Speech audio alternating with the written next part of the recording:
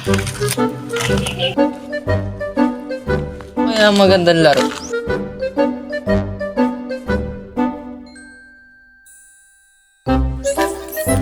Ano kaya magandang laro?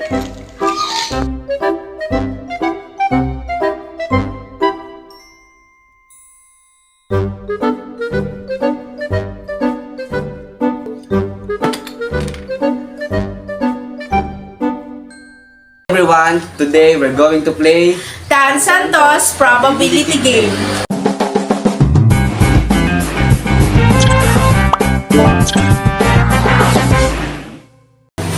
Pero bago tayo magsimula, kakailanganin natin ng mga materials. Kagaya ng 1.5 na plastic bottle, gunting, mga tansan, papel, kahit anong papel, kahit hindi bond paper, basta masusulatan, at ballpen.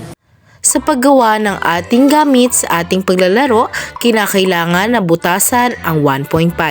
Sa mga batang nanonood, ugaliing mag-ingat sa paghawak ng gunting at kung maaari humingi ng tulong sa nakakatanda.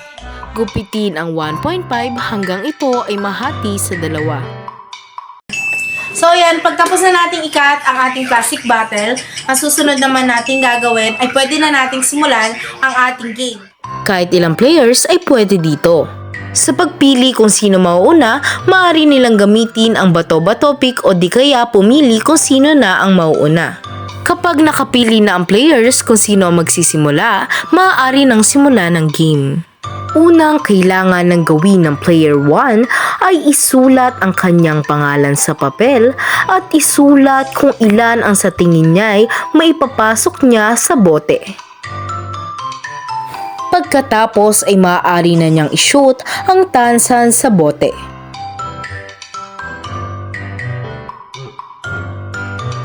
Ganon din kay player 2.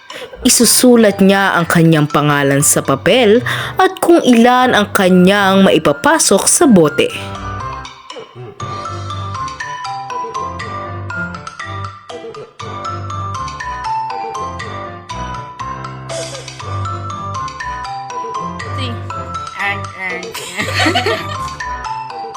Pagtapos ng game ay maaari silang manalo ng iba't ibang prizes depende kung ilan ang na-shoot nila.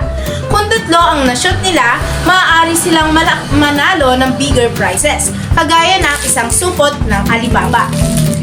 at kung tama naman ang hula nila na dalawang shoot nila ay maaari silang manalo ng 4 na Rebisco pastillas. At kapag naman isa lamang ang kanilang nakuha at tama ang hula nila, maaari silang manalo ng 2 Rebisco pastillas. Paano naman pag walang na-shoot? And this is the Dan Santos